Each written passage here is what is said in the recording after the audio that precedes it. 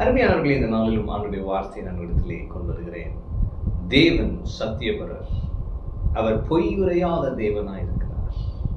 நானே வழியும் சத்தியமும் ஜீவனுமாயிருக்கிறேன் என்று சொன்ன இயேசு, அவர் பொய் சொல்ல ஒரு மனிதன் அல்ல. என்னாகும் 23:19 பாருங்களேன். பொய் சொல்ல தேவன் ஒரு மனிதன் அல்ல, மனம் மாற அவர் ஒரு மனு புத்திரனும் அல்ல.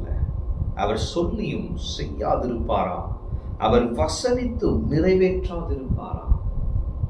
அப்ப ஆண்டவரை குறித்த ஒரு தெளிவு நமக்கு அவசியம். இந்த வசனம் நமக்கு ஒரு தெளிவை கொடுக்குது. என்ன தெளிவுனா, பொய் சொல்ல அவர் மனுஷன் அல்ல, மனம் மாற மனு புத்திரனும் அல்ல. அப்ப மனுஷன் மாதிரி அவர் இல்லைன்றது இல்லையா? மனுஷங்க தான் ஒன்று சொல்லிட்டு நான் இப்ப சொன்னேன் அப்படின்றது. மனுஷங்க தான் நாம சொன்னேன் ஆனா இப்ப நான் மனம் மாறிட்டேன் அப்படி சொல்றது. ஆனா ஆண்டவர் அவர் சத்தியபரர். அவர் சொன்னா அது சத்தியம், அவர் சொன்னா அதை அவர் நிறைவேற்றுவார். ஆமென். அப்ப இன்னைக்கு கர்த்தர் உங்களுக்கு குறித்து சில காரியங்கள் சொல்லி இருக்கிறாரே, அவர் மனம் மாற மாட்டார். அவர் சத்தியபரர், அவர் சொன்னபடியே உங்களுக்கு செய்வார். அடுத்து போட்டிருக்கு, அவர் சொல்லியும் செய்யாதிருப்பாரா, வசனித்தும் நிறைவேற்றாதிருப்பாரா? அப்ப எவ்வளவு கான்பிடண்டான கொஸ்டின்னா, அவர் சொன்னா செஞ்சிருவார். அவர் வசனத்துல அவர் வாக்கு கொடுத்துட்டாருன்னா அப்படியே நிறைவேற்றிடுவார். ஆமென்.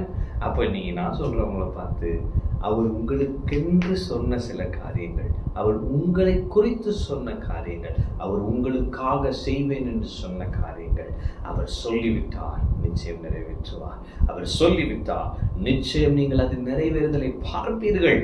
கர்த்தருடைய வார்த்தைக்கு வல்லமை இருக்கு. ஏன்னா அவர் சத்தியபரரா இருக்கிறபடியால் அவருடைய வார்த்தையும் சத்தியமா இருக்கிறது.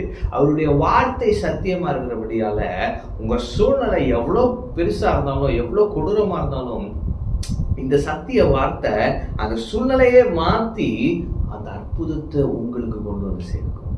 ஆமென். அப்போ ஒருவேளை உங்க சூழ்நிலை இப்ப டோட்டலா ஆப்போசிட்டா இருந்தா, நான் சொல்றேன், சத்தியபரரின் சத்திய வார்த்தையை நம்புங்க. இவர் பொய் சொல்ல ஒரு மனிதன் அல்ல, மனம் மாறவர் புத்திரனும் அல்ல. சொன்னதை செய்வார், வாக்குரைத்ததை நிச்சயம் நிறைவேற்றி முடிப்பார். நீங்க அவரை நம்புறீங்க, உங்க நம்பிக்கை வெட்கப்படாது. உங்களை அவர் வெட்கப்பட விட மாட்டார். ஒரு தலையை நிமிர பண்ணுவார். உங்க ஜெபத்திற்கான பதிலை இன்று நீங்க பெறுவீங்க. கர்த்தர் சொன்னபடியே உங்க வாழ்க்கை மாறும். ஆமென். கர்த்தர் உங்களோடு இருக்கிறார். கர்த்தர் உங்களை ஆசீர்வதிப்பார்.